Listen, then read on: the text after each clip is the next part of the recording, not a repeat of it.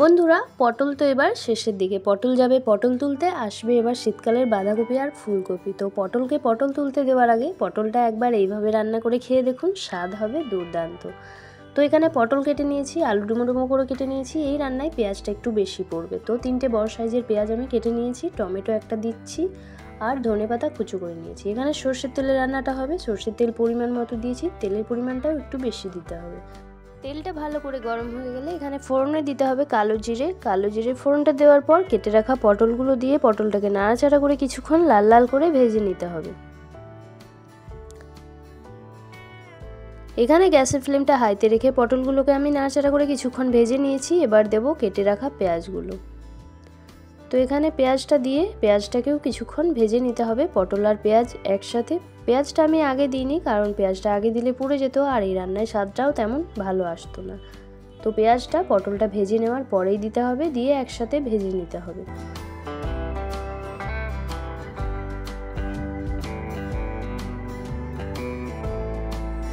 ভাজার সময় কোনো রকম নুন বা হলুদ আমি ইউজ করিনি এখানে।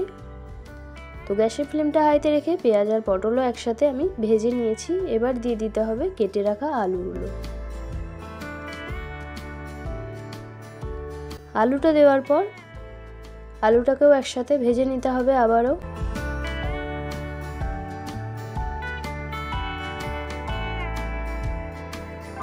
একটু সময় নিয়ে ভেজে নিলে রান্নার স্বাদটাও কিন্তু খুবই ভালো আসে। তো আলুগুলোও আমি কিছুক্ষণ ভেজে নিয়েছি। এবার দিয়ে দিতে হবে মশলা। এখানে আদা রসুন কাঁচা লঙ্কা বেটে রেখেছিলাম, সেই পেস্টটা দিয়ে দিলাম। আর দিচ্ছি স্বাদ মতো লবণ, হলুদের গুঁড়ো 1 টেবিল চামচ, জিরের গুঁড়ো 1 টেবিল চামচ, ধনের গুঁড়ো 1 টেবিল চামচ, আর কালারের জন্য দেব কাশ্মীরি লঙ্কার গুঁড়ো 1 টেবিল চামচ। ঝালের জন্য আমি কাঁচা লঙ্কা ইউজ করেছি। আর কেটে রাখা টমেটো একটা দিয়ে দিলাম। দিয়ে ভালো করে মশলাটাকে কষিয়ে নিতে হবে, মশলার কাঁচা স্মেলটা চলে যাওয়া পর্যন্ত।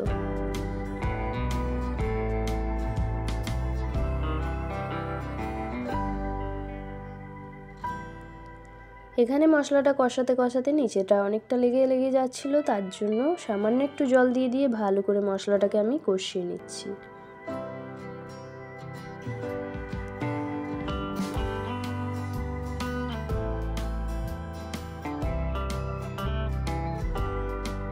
ভালো করে জল দিয়ে মশলা কষিয়ে নিলে মশলার কাঁচা স্মেলও চলে যায় আর রান্নার স্বাদ কিন্তু দ্বিগুণ বেড়ে যায়।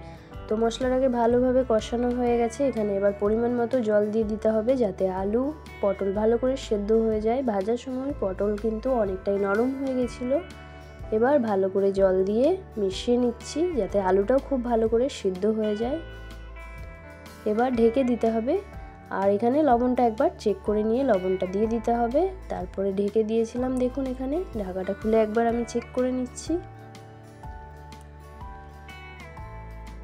জলটা কিছুটা টেনে গেছে দেখুন, আর আলুটা কিন্তু আরও সেদ্ধ হবে, তো আবারও ঢেকে দিতে হবে। তো মাঝখানে এইভাবে নাড়াচাড়া করে দেখে নিতে হবে। এখানে আবারও আমি ঢেকে দিয়েছি দেখুন।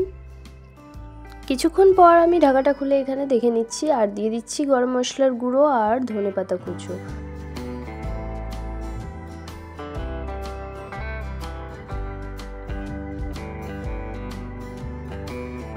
এবার ভালো করে নাড়াচাড়া করে গরম মশলার গুঁড়ো আর ধনেপাতাটা দেওয়ার পর একবার মিশিয়ে নিতে হবে। তারপর আবারও কিছুক্ষণের জন্য ঢেকে দিতে হবে। এখানে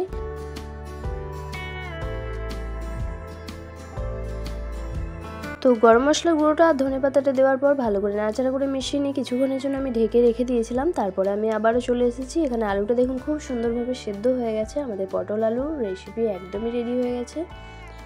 তো এইভাবে অবশ্যই একবার রান্না করে খেয়ে দেখবেন কেমন হয়েছে রেসিপিটা। আমাকে কমেন্ট বক্সে অবশ্যই জানাবেন। যদি ভালো লাগে লাইক কমেন্ট শেয়ার করতে একদমই ভুলবেন না।